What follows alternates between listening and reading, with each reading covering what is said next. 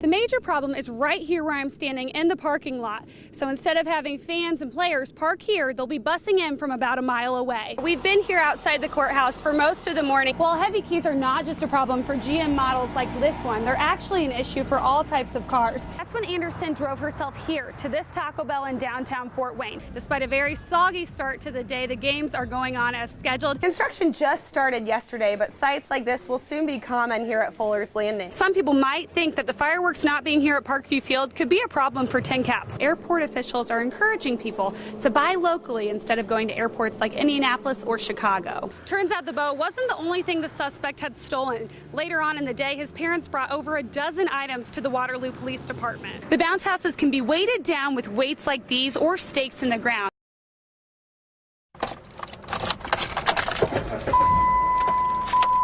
We see all kinds of cars come in here, Dodge, Chrysler, Pontiac, Ford. Jim McElhaney is the service manager at Preferred Automotive. He says the majority of his customers do not know heavy keychains can cause issues.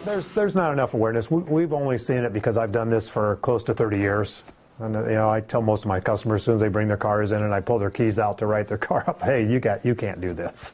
It's way too much weight. If you start to notice tightness or like your key is locking in the ignition, chances are you need to take it to the dealer. We probably see, oh gosh, 1 or 2 a week where we end up replacing the ignition switches. I decided to put my keys to the test and found out they are the perfect example of what not to do. So I have 2 sets of keys here.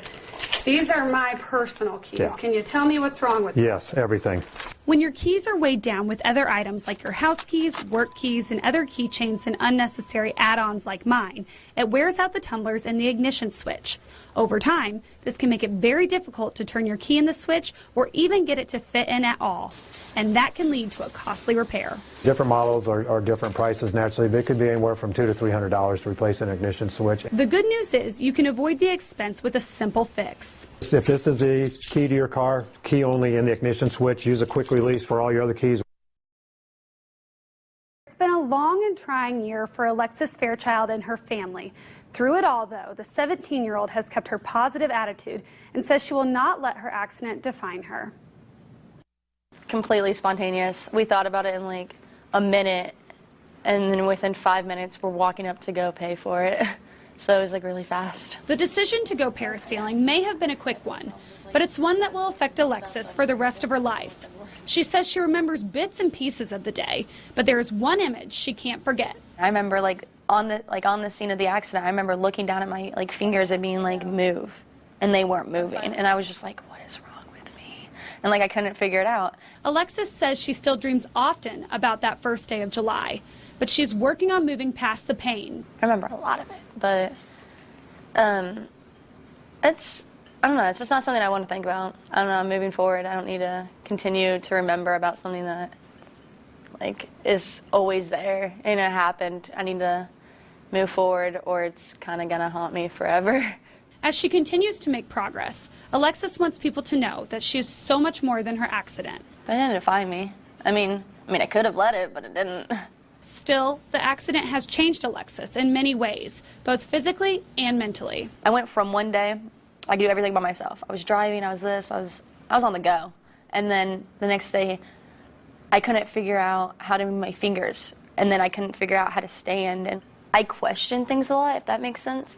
I put everything in like a scene, like if this happens, this could happen, so should I do this or should I do that? But some way, somehow, Alexis has found the strength to persevere. I think I've always been a really positive person, and so when I saw this happening, I was like, I need to just start moving. I need to just do the little things because otherwise it's never gonna get done. And then when I would go, I was in rehab for a while, so when I saw other people really down and they didn't get up, I was like, I don't want to be like that person. I want to get up and stay up. And like any normal high school senior, Alexis is looking to the future. I want to graduate high school on a walk with my class, the class that I grew up with. That's definitely in the near future, and I want to grab it. We're at the intersection of West Jefferson and Ewing Streets, and as you can see behind me, a memorial is already in place for the victim of that crash. This is where Carl Harz's life ended, but today we got to learn about what a full life that was. One minute he's on his way to work on a beautiful sunny day, and the next minute he's gone. Investigators say it happened when Harz's motorcycle and a semi were traveling east on Jefferson. When the semi tried to turn left onto Ewing Street, it hit the motorcycle. Medics pronounced Harz dead at the scene. I'm a firm believer that when it's time for you to go, it's time for you to go. And his number was up today, and God took him home. Family members gathered at the scene today to remember and honor Carl's life. Anybody that knew Carl loved Carl. Pieces of his motorcycle scattered across Jefferson this morning. Pieces the family say symbolize the kind of man he was. Maybe in a couple of weeks I'll give them to them so they can have something to remember him by. Because these represent what was family was first, but his motorcycle riding was was second. next. Yeah. Harz had 3 children and 7 grandchildren, with 1 on the way. He was a great dad. He was a great friend. Great role model. Uncle. His kids were blessed by him. Harz worked as a radio technician for the city for 25 years and also as a sergeant in the Field Services Division for the Sheriff's Department. He was well liked, well loved. Everybody in the community knows him. Changed a lot of people's lives, not just ours. Everybody that knew him. He's going to be missed. Allen County Sheriff Ken Freeze released the following statement this afternoon, quote, "He was a great asset to the Reserve organization and he will be greatly missed. I feel deeply saddened for the loss his family, friends, and co-workers are suffering." The coroner has ruled Harz's death as an accident. It is the 19th traffic death in Allen County this year. Reporting live downtown, Sarah Wagner, News Channel 15. Most people think the Auburn Cord Duesenberg Festival is all about the cars, but a handful of folks we met today say it's actually all about the accommodations.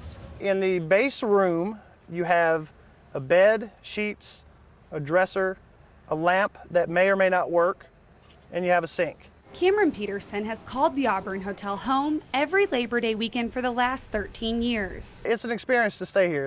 It's definitely not comfortable, but we love it. Roger Eddy bought the hotel in 1979. It meant saving the hotel from who knows what fate. It's certainly not your standard home away from home. We can't blame people for wanting rooms with air conditioning, televisions, and other amenities. But Roger says you're guaranteed to enjoy your stay. Our rooms are historic, authentic, clean, and just like they were in the heyday of the hotel in the 20s and the 30s. And did we mention the hotel is only open once a year on this weekend only? Well, it's not the best business plan. The hotel was built in 1860, and many of the rooms will take you on a trip back in time. I just get carried back into the 20s and the 30s when this place was in its heyday. History lives in these walls, along with the occasional surprise guest. The first year I stayed here, there was a bat in the hall. And this bat terrorized everybody for about 3 days. And yet no one left. Everyone kept staying. Right. The human guests say they wouldn't have it any other way. Yeah, it's not the Holiday Inn. That's fine. You walk in, you know, the wallpaper's kind of peeling a little bit. It's a little off-putting, but once you're in there, you just feel so comfortable, you just sort of forget it. It's just unique. The Auburn experience is a very unusual one, and there's nothing like it. The festival runs through Sunday, and you can find all the information on the schedule and different events happening on this story on WANE.com. Reporting in downtown Auburn, Sarah Wagner, News Channel 15.